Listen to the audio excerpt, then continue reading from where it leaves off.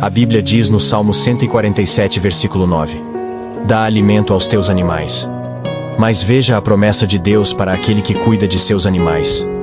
Deuteronômio, capítulo 22, versículos 6 e 7, fala assim: Cuida dos teus animais. Se você fizer isso, Deus vai abençoar sua vida e prolongar seus dias. E Deus promete te abençoar e te dar uma vida longa. Você e sua família, compartilhem esse vídeo.